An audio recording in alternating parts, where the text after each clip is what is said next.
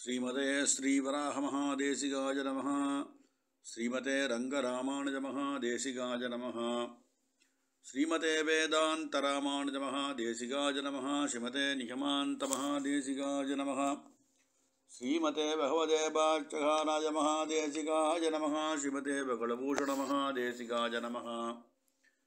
श्रीतरङ्गवनन्दने हेमाब्जनायिका समेत श्रीदेवनाथपरब्रह्मणे नमः। श्रीमान् वेङ्कटनाथार्य कवितार्किककेसरी वेदान्ताचार्यवर्यो मे सन्निधत्तां तथाकृति। சீருண்டுது புலிதிருவேங்கடமுடையான் பாரொன்றச் சொன்ன பழமொழியுள் ஓரொன்று தானே அமையாதோ தாரணியில் வாழ்வார்க்கு வானேரப்பு மளவும் வாழ்வு. ஸ்ரீ அலமேல்மங்கா நாயிகா சமேத ஸ்ரீ சீனிவாச பரபிரம்மணே நமஹா. இந்த சீனிவாசனுடைய பரம கருணை, அந்த கருணைதான் தயைன்னு பெரியவா சொல்கிறா. இன்றைய அளவும் ஆஸ்திகால் சுவாமி தேசிகனுடைய தயாசதகம் என்ற கிரந்தத்தை அனுபவிச்சுருக்கோம். 18 ஸ்லோகங்கள் வரைக்கும் நாம் பார்த்துருக்கோம். இந்த ஸ்லோகங்களினாலே தயையினுடைய பெருமையும், எந்தெந்த ரூபங்களிலே தயாதேவி இந்த சேதன வர்க்கத்துக்கு ஜீவாத்மாக்களுக்கு அவள் திருவடியை பற்றின அந்த பரம பக்தாளுக்கு அனுகிரகத்தை கொடுக்கிறாள் என்பதை நாம் அனுபவிச்சுருக்கோம் சுவாமி தேசிகனுடைய கிரந்தத்தின் மூலமாக. இந்த 18வது ஸ்லோகத்திலே சொல்லப்பட்ட விஷயம் என்ன அப்படின்னாக்கா, இந்த அஞ்ஞானமாகிய இருளை போக்கி ஜனிக்கும் போதே ஞானத்தை கொடுக்கிறாள் இந்த பிராட்டி அப்படின்னு நாம் பார்க்குறோம். இது பரம கிருபையால் நடக்கிறது. அந்த அனுகிரகமானது சாத்மிக இருக்குது. ஒரு குழந்தைக்கு கொஞ்சம் கொஞ்சமாக கொடுக்கும்படியாக இருக்கக்கூடியதான வஸ்துவை தாயார் எப்படி கொடுப்பாளோ அதை போல இவள் அனுகிரகம் பண்ணுறாள் அப்படின்னு பார்த்தோம். இதில் அடுத்த பாசுரத்தில் நம்ம முக்கிய விஷயம் என்னான்னு பார்த்துருவோம். இந்த திருமலை திருப்பதி விஷகிரிநாதன் இருக்கானே,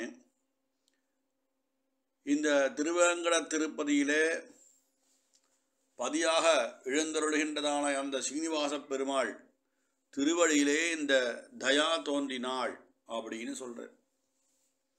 அப்பேற்பட்டதான ஸ்ரீ வைகுண்டநாதனே கலியுக கண்ணனாய் திருவேங்கடத்தில் எழுந்தருளி இருக்கான். அவனுடைய திருவடியிலே தோன்றினாள். அவனுடைய திருமுக காந்தியாகிற பசுமை நிறைந்த நிழலானாய் அப்படின்னு சொல்ற. இவளே பசுமையான நிழலாயிருக்கா அவன் திருமுக மண்டலத்திலே. எம்பெருமானுடைய பரம அனுகிரகமான மோட்சம் இருக்கு இல்லையா, தர்மார்த்த காம மோட்சம். இந்த பழங்களையெல்லாம் இந்த ஜீவாத்மாக்கள் தனது கையாலே பறித்து சீகரித்து கொள்ளும்படியாக அவருடைய கடாசங்கள் கிளைகளாக தாழ்ந்திருக்கு அப்படின்னு சொல்கிறார். யாதொருவன் அந்த சீனிவாசனுடைய திருவடியை பற்றுகிறானோ அவனுக்கு அந்த அனுகிரகமானது தயாதேவியின் மூலமாக சுலபமாக பறித்துண்ணும் பழம் போல இருக்கு அப்படின்னு தாத்பர்யார்த்தம் சாதிக்கிறார் பெரிவா இந்த பாசுரத்துக்கு. இப்போ 19வது அந்த ஸ்லோகம், ரூடா விஷாச்சல பதேகே பாதே முகாந்தி பத்தளச்சாயா கருணே சுகயசி விதனாத் கடாட்ச விடவை கராபச்சேய பலைஹி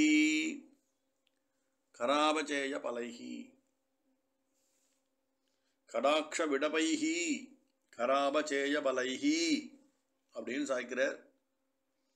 தற்பூர்வம் கருணே சுகேசி வினதானு அப்படின்னு சொல்லிட்டு பாதே முககாந்தி பத்ரளச்சாயான்னு 2வது பதத்தை எடுத்து கொடுத்தார். முதல் பதத்தாலே சாதிக்கும் விஷயம் சொல்லிட்டோம். ரூடா விஷாச்சலஹ பதேஹே பாதேகே அப்படின்னு சில பேர் சொல்றா. அதாவது இந்த தயை என்பதான பிராட்டியானவள் பெருமாளுடைய திருவடியிலே அவதாரம் பண்றா.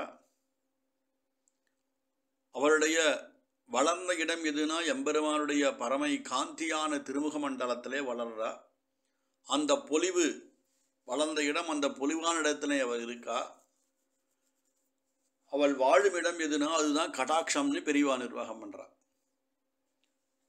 அவனுடைய திருவடிகளே இந்த ஜீவாத்மாக்கள் சரணடைவதே தர்மம். நம்முடைய விசிஷ்டாத்வைத சித்தாந்தம் என்னன்னா, சரணமாகம் தன தாளடைந்தார்க்கெல்லாம் மரணமானால் வைகுந்தம் கொடுக்கும் பிரான் என்பது சுவாமி நம்மாழ்வாருடைய திருவாக்கு. அதனாலே அவர் செய்து காட்டினர். அகலகில்லேன் பாசுரத்திலே புகழன்றெல்லாபடியேன் உன் அடிக்கீழ் அமர்ந்து புகுந்தேனே அப்படின்னு தாமே அனுஷ்டானம் பண்ணி சரணாகதி பண்ணி காட்டி நமக்கெல்லாம் அந்த திருவடியை பிராபியமாகவும் பிராபகமாகவும் இருக்குன்னு காட்டி போந்தார். அதனாலே இந்த தயையங்கு அவதாரம் பாதே வினதான், இந்த மூணாவது வரிலே வினதாத்துன்னு போட்டிருக்கா இல்லையா, அந்த விஷயத்தை எடுத்து இந்த பாதத்தோடு சேர்த்துனாக்கா ரசமாக இருக்கும் சேவிக்கிறதுக்கு. அதனாலே அங்கே தோன்றி ஒரு சுகம் அவளுக்கு, அந்த சுகமானது இந்த ஜீவாத்மா பர்யந்தம் பரிமளிக்கிறது. எப்படின்னா, பிரார்த்தனையின் மூலமாக எம்பெருமான் திருவடி என்னை ரட்சிக்கும் என்று அவன் திருவடியிலே பிரார்த்திக்கும் அளவிலே அவன் நமக்கு அனுகிரகம் சொல்கிறான். எம்பெருமானே எனக்கு ஒரு புத்திரன் வேணும்ட்டு பிரார்த்தனை பண்ணி தசரத மகா சக்கரவர்த்தியானவர் புத்திரகாமேட்டி யாகம் அனுகிரகம் பண்ணார். அதனாலே எம்பெருமான் தனது அவதாரம் பண்ண வேண்டும் என்று தான் சங்கல்பித்தவாறே தசரதனுக்கு பிரதம புத்திரனாய் ராமனாய் அவதாரம் பண்ணி லோகத்தை காத்து ரட்சித்தார். வம்சத்திலே அவன் வம்சத்திலே அவதாரம் பண்ணார் ராமன் இல்லையா. அது மாதிரி கேட்குறவாளுக்கு அனுகிரகம் கிடைக்கிறது. புகழொன்றில்லா அடியேன் நான் செல்லும் இடமானது எனக்கு வேறொரு உபாயம் தெரியலே திருவேங்கடவா, உன் திருவடியை நான் சரணடைந்தேன் என்று சுவாமி நம்மாழ்வா செய்து காட்டியதான சரணாகதியை நாமும் பின்பற்றும் போது அந்த தயாதேவியும் கூட இருந்து நமக்கு அனுகிரகம் பண்ணுறா. பிரார்த்திக்க பிரார்த்திக்க அனுகிரகம் நமக்கு நம்மளிடத்துல வந்துட்டே இருக்கும்னு தான் தாற்பயார்த்தம். அங்கே பாதே முககாந்தி பத்ரலச்சாயான்னு அடுத்தவர் எடுத்தார். என்னன்னா, இந்த திருவடியை பிடித்த உடனே எவனோ எங்கேயோ இருக்கான் சுவாமி, எங்கேயோ பார்க்குறான், எப்படியோ வளர்றான், ஒரு ஆச்சாரிய சம்பந்தத்தாலே இவர் தாண்டா பெருமாள், இவர் திருவடியை பிடிச்சிக்கோ, நம் ஆச்சாரியன் நமக்கு புத்தி சொல்கிறார், அனுகிரகம் பண்ணுறார், ஞானத்தை கொடுக்குறார். அதன் மூலமாக எம்பெருமான் திருவடியே சாஸ்வதமான பதம் என்று அந்த ஜீவனை அறிஞ்சுண்டு அவன் திருவடியை பிடிச்சிக்கிறான்.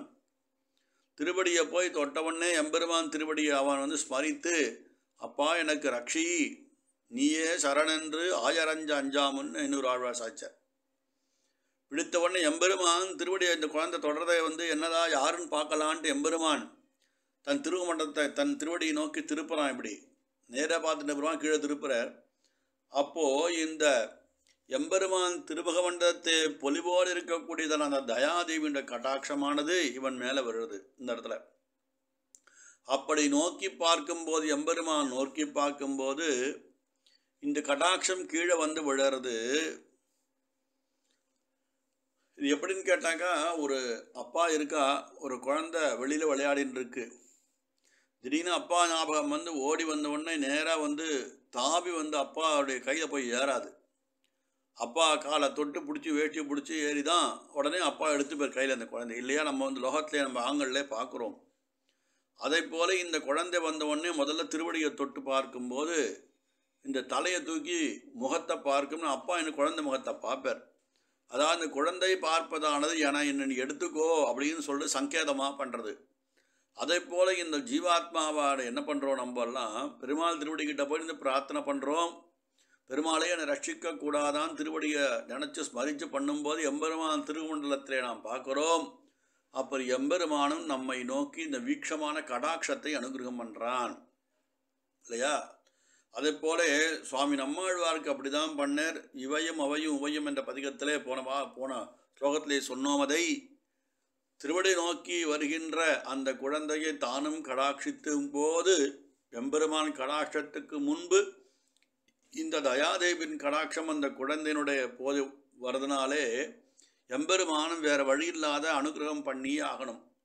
அந்த பொலிவானது எப்படி இருக்குன்னா, முடிச்சோதியாய் உனது முகச்சோதி மலர்ந்ததுவோ, அடிச்சோதி நீ நின்ன தாமரையாய் அலர்ந்ததுவோ, படிச்சோதி ஆடையடும் பல்கலனான் இன்பென்பன் கடிச்சோதி கலந்ததுவோ திருமாலே கட்டுரையேன்னு சுவாமி நம்மாழ்வார் திருவாய்மொழி 3வது பத்திலே முதல் பதிகத்திலே முதல் பாசுரமாக இந்த பாசுரத்தை நமக்கு அனுகிரகம் பண்றார். அதனாலே இவள் பார்த்ததனாலேயே அவனும் பார்க்க வேண்டியத சூழலுக்கு எம்பெருமான் தள்ளப்பட்டு நமக்கும் அனுகிரகம் பண்றார் எம்பெருமான் அப்படின்னு இந்த பெரிவாய்ந்தத்தை தாத்பர்யார்த்தம் வந்தா. எதனாலே அனுகிரகம்னா, கருணே சுகயசி வினதான் அப்படின்னு போட்டார். கருணே, அதாவது கருணை எப்படி இருக்குன்னா, பிராட்டியின் கருணை. ஒருத்தர் நம்மக்கிட்ட ஏதோ கட்டோன்னு அழறா, அவள் அழறதை பார்த்து தேம்பறதை பார்த்து நம்ம கண்களும் சில சமயங்கள் தீர்த்தம் வந்துடும். ஐயோ இவ்வளோ ஜீவன் கஷ்டப்படுறா, இந்த குழந்தைக்கு இவ்வளோ கஷ்டம் வந்துருத்தேன்னு நாம் நினைக்கிறோம் இல்லையா? அந்த மாதிரி சுகம் பாடும்போது எனக்கு கல்யாணம் நிச்சயமாக இருக்குது, நல்ல உத்தியோகம் கிடச்சின்னா நம்ம முகத்து ஒரு மலர்ச்சி ஏற்படுறது இல்லையா? ஆனால் இந்த தயாதேவி என்ன பண்ணுவா, அழுதலை கண்டால் அழுவதும் சிரிப்பவர்களை கண்டால் தானும் சிரிக்கதும் அது ஒரு விதமான பட்சம். ஆனால் அவள் என்ன பண்ணுறான்னா, அவள் அழுத கொண்டே தான் அழாமல் என்ன பண்ணுறான்னு மனசை தேத்தி, மனசு திருவுள்ளம் இறங்கி தானே தன் தயை என்ற கருணை என்ற குணத்தாலே தான் அழாமல் மற்றவாளுக்கு அனுகிரகம் பண்ணி மகிழ்விக்கிறாள் அப்படின்னு வியாக்கியானம் பண்ணுறா பெரியவாய்ங்க. கருணே சுகயசி வினதான் அப்படின்னு பதம் போட்டிருக்கார் சுவாமி தேசிகன். இந்த வினதான் அப்படின்ற பதம் ரொம்ப விசேஷமான பதம். தேசிகன் நடையாத்தில் கையாளுற அந்த இடத்துல இல்லையா? வினத விபுத பூதைகி ராதரக்ஷைக தீட்சேன்னு ஸ்ரீபாஷ்யத்தில் பெரியவா எடுத்து காட்டுறா. வினயத்தினாலே சொல்லப்பட்டது தெய்வநாயக பஞ்சாசத்து விஷயங்களை சுவாமி தேசிகன் சாதித்து பலஸ்ருதியான ஸ்லோகமானது கடைசி ஸ்லோகத்திலே சாதிக்கும்போது எல்லாம் தெய்வநாயகனுடைய அனுகிரகத்தால் எனக்கு கடைசின்னு சொல்கிறார். நிரவதி குணஜாதம் நித்திய நிர்தோஷமாத்யம் நரகவதன தக்ஷம் நாக்கினாம் ஏகநாதம் வினத விஷய சத்தியம் வெங்கடேச கவிஸ்வாம்னு சாட்சி. வினத விஷயம், சிரசாலை வணங்கி எம்பெருமானை சேவித்து கர்வம் இல்லாமல் நான் இந்த ஸ்லோகத்தை பண்ணுறேன் என்ன ஒரு இல்லாமல் உன்னுடைய அனுகிரகத்தாலே எல்லாம் கடக்கிறது என்று ஒரு வினயத்தோடு சமர்ப்பிப்பதான விஷயத்தை எம்பெருமான் சிரசா வகிக்கிறான். ஸ்ரீமத் ரகசிய சாரத்தில் சொல்லும்போது அபியுக்தாள் பெரிய ஆச்சாரியாள்லாம் பன்னிவிதமான இந்த வாச்சிக கைங்கரத்தை எம்பெருமான் சிரசா வகிக்கிறான்னு சாய்க்கிறார் சுவாமி தேசிகன் ஸ்ரீமத் ரகசிய சாரத்தில். அந்த மாதிரி இங்கே சுவாமி தேசிகனே அவரே ஒரு பதம் எடுத்து காட்டிருக்கார். வினதான் கருணே சுகயசி வினதான்னு காட்டாருங்க. அது மாதிரி இந்த திருவடியிலே செவிக்கிறான். எங்கேயோ செவிக்காம மலையே திருவுடம்பு என்னும்படியாக மலையை செவிச்சான் அனுகிரகம் பண்ணும்போது பெருமாள் இந்த பக்கம் திரும்பி பெருமாள் இருக்க திக்கில் செவிக்காமல் எங்கோ செவிக்காமல் பெருமாள் திருவடி நோக்கி எனக்கு அனுகிரகம் பண்ணு ஹே சீனிவாசா அப்படின்னு திருவேங்கடத்தானுடைய திருத்தாள்களிலே அந்த மலர் பாதங்களிலே பிரபத்தி அனுஷ்டிக்கிறானே, அவனுக்கு பெருமாள் நிச்சயமாக அனுகிரகம் பண்ணாமல் போக மாட்டார். பண்ணியே ஆக அவனை தலையெழுத்து. தன தாளடைந்தார்க்கெல்லாம் அனுகிரகம் பண்ணக்கூடிய பெருமான் சுவாமி நம்மாழ்வார் வாக்கு என்றைக்கும் பொய்க்காது. அதுதான் நம்ம ஆச்சாரியால் எடுத்து காட்டுறா நமக்கு இந்த இடத்துல. அதனாலே எம்பெருமான் சாஸ்திரத்தின் மூலமாக நமக்கு அனுகிரகம் பண்ணான்னு போன ஸ்லோகத்திலே பார்த்தோம், கடாட்சம் கொடுத்தார். இங்கே எப்படின்னா இந்த தயாதேவியானவள் எம்பெருமானுடைய திருமுக மண்டலத்திலே பொலிந்து கொண்டு முடிச்சோதி அவனது முகச்சோதி மலர்ந்ததுவோ என்றபடி இந்த ஜீவாத்மா எம்பெருமானை சேவிக்கும் போது அவனை இவள் கடாட்சித்து இவள் கடாட்சத்தின் மூலமாக அவனும் புனகா கடாட்சித்து இந்த ஜீவாத்மாவுக்கு பரம கிருப பண்ணி அனுகிரகம் பண்ணுறாளே, அதுதான் கடாட்ச சொன்னதில் என்ன பண்ணுது, கடாட்ச விடபைகி அப்படின்ற கடைசியில் பதத்தாலே கொடுத்தார். திருவேங்கடத்தானுடைய திவ்ய சரணாரவிந்தங்களிலே பண்ணப்பட்ட சரணாகதியானது திவ்ய தயையாகிய கருணையாகிய அந்த பழங்கள், அந்த மோட்ச சாம்ராஜ்யம், அந்த கிளைகள் எல்லாம் இந்த கிரணங்களாக எம்பெருமான் திருவடியிலே வந்து விழும்போது இவா எட்டி பிரிக்க வேண்டாத. அதுதான் காளிதாசன் இந்த ரகுவம்சம் எழுதும்போது பிராம்சலப்தேன்னு போட்ட சின்ன கையால் நான் பெரிய படகை ஓட்டி இந்த பெரிய ராமாயணம் என்ற சாகரத்தை நான் எழுதணும்னு எத்தனை படுறேன். வால்மீகி விஸ்தாரமாக எழுதியிருக்கார். எனக்கு சின்னவன் தான் சுவாமி, என்னால் முடியாது, இருந்தாலும் முயற்சி எடுக்கிறேன்னு சொன்னார். அதனாலே அதைப்படி இங்கே பார்த்தாக்கா நம்மெல்லாம் பெருமாளை எட்டி எங்கே பறிக்கிறது அவன் அனுகிரகத்தை? அவனே நமக்கு அனுகிரகம் பிச்சை போட்டால் தான் உண்டு இல்லையா? அதனாலே நம்ம சுலபமாக அந்த மோட்சம் என்ற பழத்தை பறிக்கும் அளவிற்கு எம்பெருமானுடைய அந்த கருணையானது தாழ்ந்து கிளைகள் போலே பழுத்த பழங்களோடே வந்து நம் கிட்ட நிற்கிறது. அப்படி கையை நீட்டினா எடுத்துன்னு போயிடலாம். நான் சொன்னால் வியாக்கியானம் எழுதும்போது பெரியவா அப்படியே சிரசில் திருவடி வைக்கும் போதே மேலே பழம் இருக்குது, அப்படியே பொரிச்சின்னு போகிற அளவுக்கு எம்பெருமானுடைய கருணையாகிய பழங்கள் என்னன்னா அந்த கிளைகள் எல்லாம் அந்த கருணையை தாங்காமல் தாழ்ந்துத்துன்னு பெரிய வியாக்கியானம் பண்ணுறான். அதை ஒரு ஸ்டிஃபான கிளையாக இருந்தால் மேலே நிற்கும் சுவாமி. பழங்கள் இருக்குது, அவ்வளோ தயைக்கூட கனம் ஜாஸ்தியாக இருக்குது. தயை கலையில் ஜாஸ்தியாக பழமாகிய தயை இருக்கும்போது பழம் மொத்தமாக கிளை தொங்கி பெருமான் திருவடியில் தொங்கும்போது நாம் அவன் திருவடியை நமஸ்காரம் பண்ணும்போது நமக்கு சுலபமாக அந்த பழத்தை பறிச்சுக்கலாமே அப்படின்னு பெரிய வியாக்கியானம் பண்ணுறா. இவா ஜீவாத்மாலாம் அந்த பழத்தை பெருக்கணும்னு தான் எம்பெருமான் அனுகிரகம் பண்ணி கீழே தொங்க விடுறான். அதுதான் அவங்க தாத்பர்யார்த்தவங்க. அதனாலே இந்த கடாட்சங்களே இங்கு மரத்தின் கிளைகளாக இருக்கின்றனன்னு வியாக்கியானம். இந்த தயை கருணையாகிய பழங்களின் அந்த பலு தாங்காமல் கீழே விழுந்து தொங்கிறது பதிப்பதற்கு ஹேதுவாகும் சுலபமாம் இருக்கு அப்படின்னு சொல்லி இதுக்கு விஷய உள்ள மறைமுகமான அர்த்தம் என்னன்னு கேட்டாக்கா சுவாபதேசம்.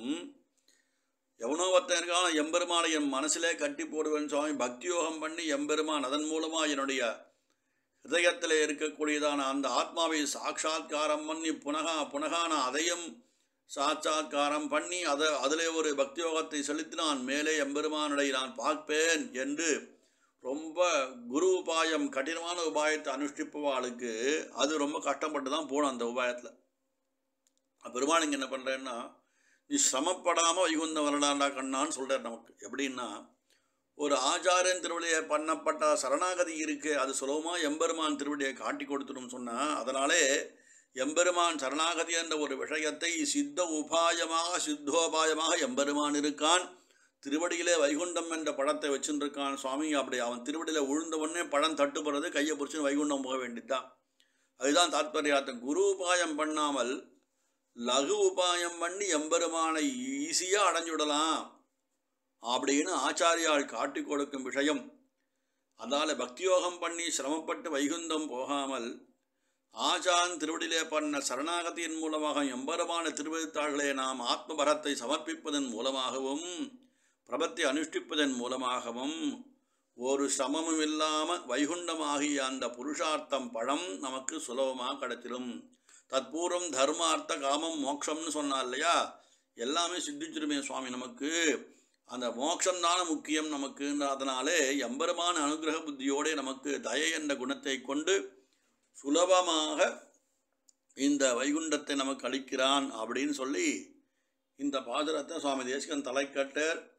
ரூடா விஷாச்சலபதேகே பாதே முககாந்தி பத்ரலட்சாயா கருணை சுகயசி வினதானு கடாட்ச விடபைகி கராபச்சேய பலைகி அப்படின்னு இந்த பாசுரத்தாலே நமக்கெல்லாம் ஒரு லகு உபாயத்தை காட்டி போந்தார் சுவாமி தேசிகன். இதை மொத்தனையும் தயாதேவி பண்ணுறான்னு நிர்வாகம் எங்கே.